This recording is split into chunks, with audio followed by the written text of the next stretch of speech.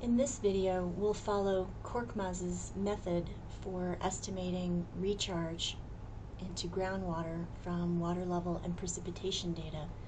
This method has been employed by other researchers and relies on a recession curve, which is shown here, the recession curve, and uses a semi-log plot, which is shown here, to measure change in water levels. Monthly water levels and precipitation amounts are required for this approach. The precipitation station should be in as close proximity as possible to the groundwater level measurements. And to learn this approach, we'll use the data from Korkmaz's article. If you open the Excel spreadsheet, you'll see that I've entered the precipitation data. He gives it here in this chart: monthly precipitation and monthly and annual precipitation measured. These are the values copied into Excel here. And I've made this chart in blue. Don't worry about the sum values for now. And I've matched it to his data, so you can see the trend is approximately same. The precipitation increases from October into the November, December, February. Then after January, the precipitation ends and it seems like there's a dry time. And this trend follows all throughout his data from 1975 to 1984. The next thing we'll look at is the groundwater levels. Click on the groundwater level tab, and here he gives groundwater recharge. This is the name of the paper. He gives depth to water in meters measured at an observation well. And you can see that here I've taken this data, 23.55, and entered it in this column. Then what I've done is I've made a plot of it. Here's the plot: fluctuation in groundwater levels from Korkmaz, beginning in April all the way through into February. And for reference, here is his data. Let's bring this to the front from his article so we can compare and see that it's similar. We are missing this little bump right in here, but I think it's okay. We can measure off this decrease. We're also missing some data points where he connected the line, but we won't. It's okay. These we can make can go ahead without this. Now, in order to use a log plot, there's a couple of changes that we have to make. The first thing we need to do is reset the datum so that we can start closer to 0. And the way we'll do that is by finding the maximum value of all the data for the groundwater levels. You can see here I found max of the whole column. The maximum value is 26.1. I've rounded it up to 27, and then I added 1 point for the log plot. This will make more sense in a minute, but remember that. In order to calculate the groundwater level, then we take the maximum, subtract the measured groundwater level, and this is our new level set to the datum. And what does this look like? If you plot it, here we'll move this one here. I'm going to plot by pulling this over. I made a copy of the graph. Now I'm going to change the axis by right-clicking, Format Axis. I'm going to reset these values, and I'm not going to show it in reverse order. So now we have a datum that starts at 0 and goes to 18. And this is where we'll want to make a log plot. So let's right-click on the axis, we'll format, and here we'll do log scale. And now you note here that the log scale does not start at 0, it starts at 1. So we added 1 just to make sure we wouldn't have any problems with the log scale. Now notice that Korkmaz uses paper by hand. This is one option. Another option is to do it in Excel. We'll try it in Excel. Note that the log plot of the paper is evenly spaced between 10 and 20. Remember that. We're going to go back up to our graph. We're going to right click. We need to make the scale from 1 to 10 bigger so we can make better lines. We're going to make the maximum here at 20. Okay, and then we're going to close it. Now remember, 10 to 20 is evenly spaced. So we're going to have to make some measurements in here. And what I'm going to do to help make measurements is going to insert a shape. I'm going to choose a line. And if I hold down the Shift key while I make the line, it makes a straight line, oops, all the way across. And I think this is right in the middle, so we'll call this 15, this line. Okay. Now we're ready to start making lines like Korkmaz did. And what he did was he took the downward slope and traced a straight line on it. Let's look at his article.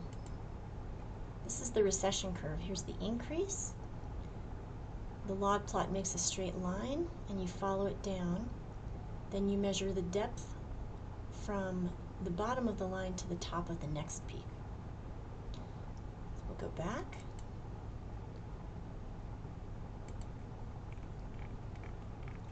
And we'll start making lines. I'm going to use Insert, Shapes, Line. This first one will be the trickiest one. Let's make it orange so we can see. Okay.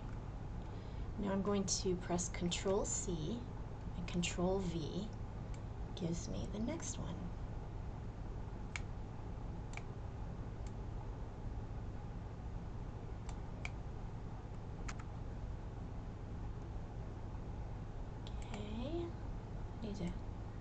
You'll have to draw the line far enough so that it covers the next peak. Let's do Control C and Control V again. Next one is here. Change the angle.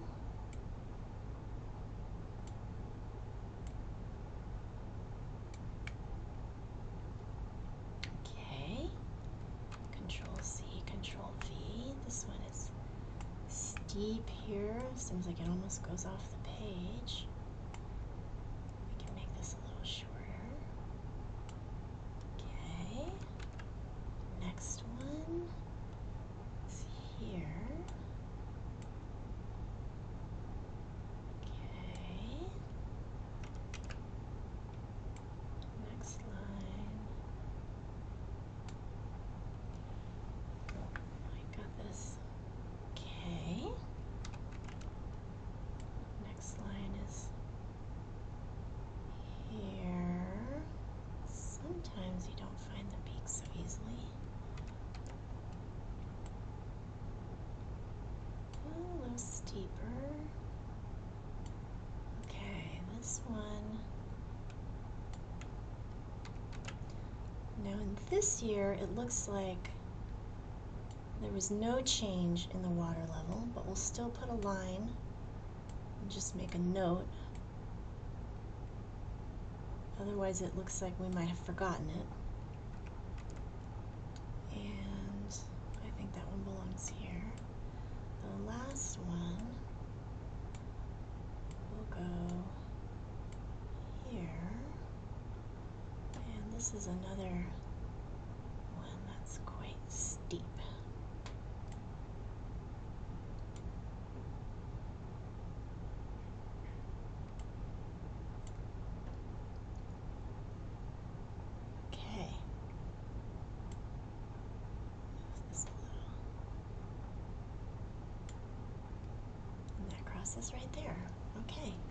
Now to help us measure the distance from the bottom to the top of the peak, we can add a black line.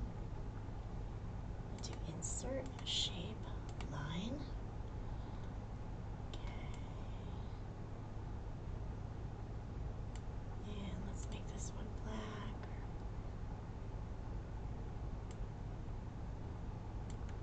Make it a little shorter and make it a straight line.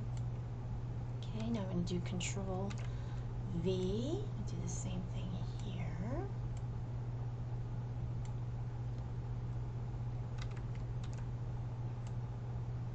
Here as well.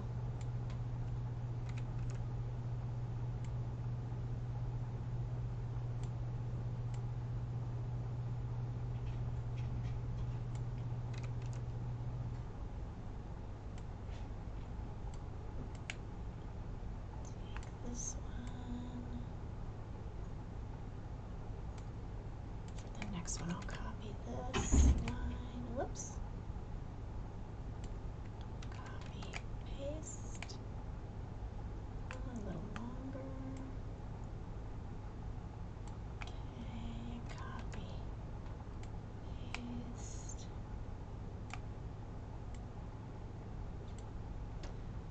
Okay.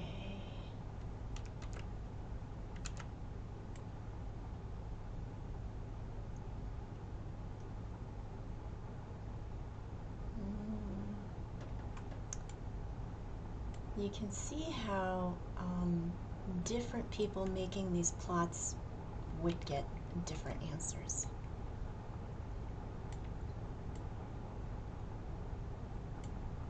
Because everyone's eyes see something differently. Okay. Now we're going to measure these. I'm going to insert a text box so I can make notes. And here I'm going to do Alt insert symbol, Alt I, S, and here I have the triangle. Insert, close. I'm going to do delta H equals.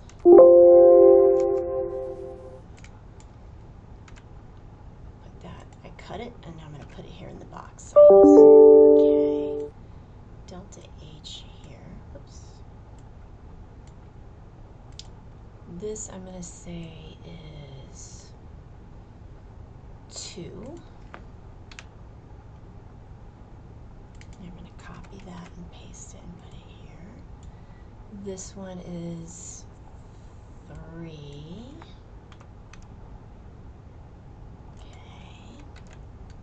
This next one is 1.5.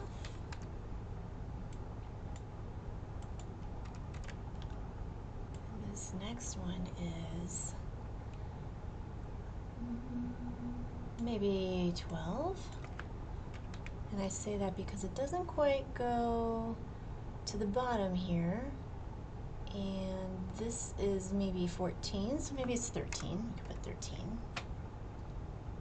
Okay. This next one here to me looks like 2. And this next one here is 1, 2, 3, 4, 5, 6. And then 5 is 11, but here we have a little half, so maybe 11.5. Put this here. And then here we'll put, let's see, 1, 2, we have 5, and 2 is 7. Let's see, 7. And then here we have 1, 2, and 5 is another 7. Okay, this one we have to remember is 0.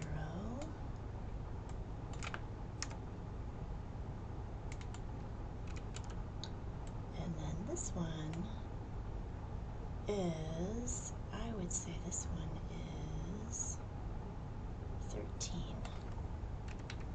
Okay, So these are my values. You may have different values. You probably will. I'm going to write these values down on a piece of paper.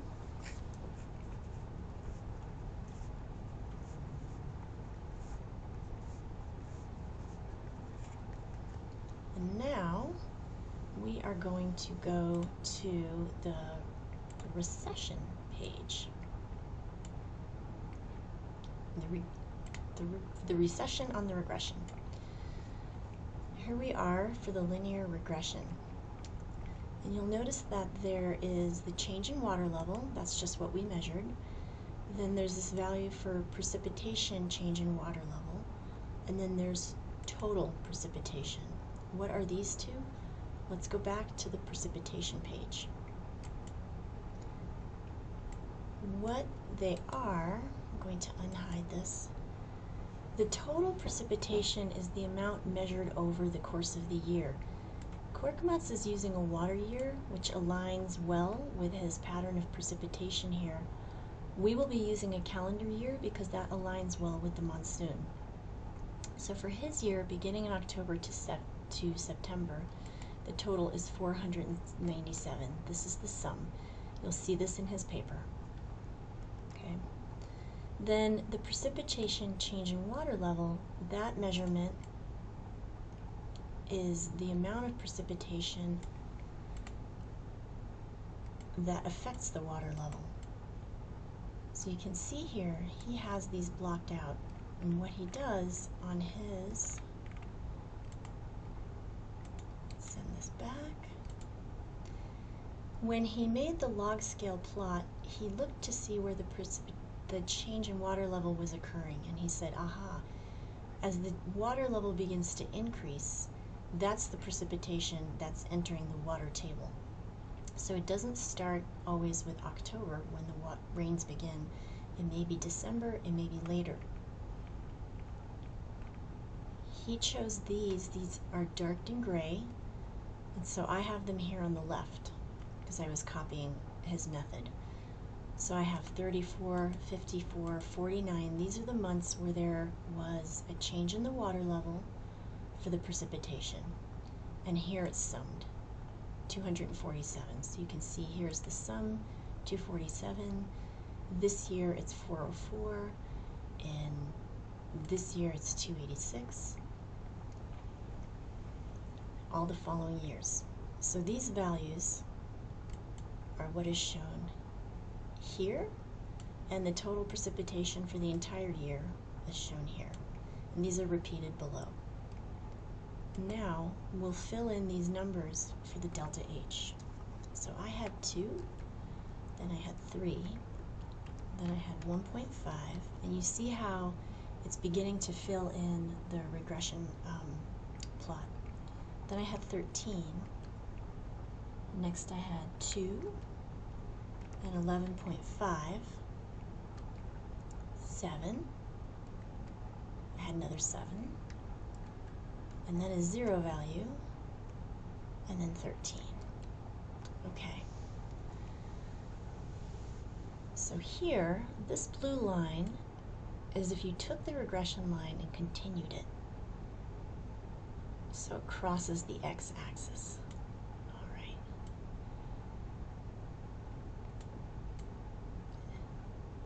Okay.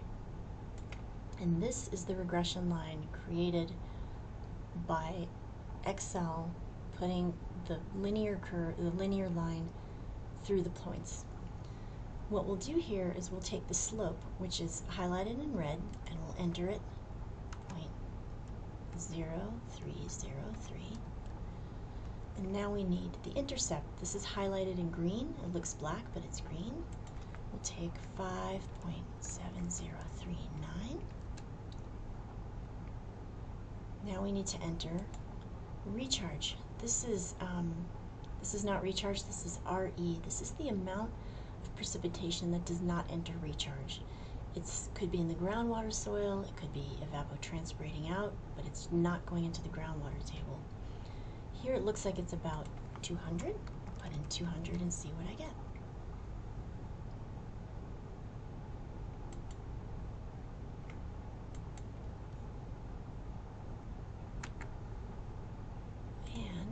I forgot to put a negative, so be careful here. There's your negative symbol. All right. This table has filled in the values for the computed precipitation. That's if you go back and follow this line, this is the amount that would be going into the system, and then this is the amount that we deduct from it. This gives the recharge. This year is minus because it's 0. That's okay, don't worry about that. Down here on the bottom, I have his plot so we can compare. The scale's a little different. Let's see. So even though I saw some different values, we still have a value here, value here. So you can see that even though there's some subjectivity, we still get a regression. We still have similar RE values. Here we've made an average of the change in water level over time. And here's an average of the recharge, which is 186.3 over time. And in this case, it's estimated to be about 34% of the precipitation. So this is how to calculate recharge using Korkmaz's method, following his article and using his data.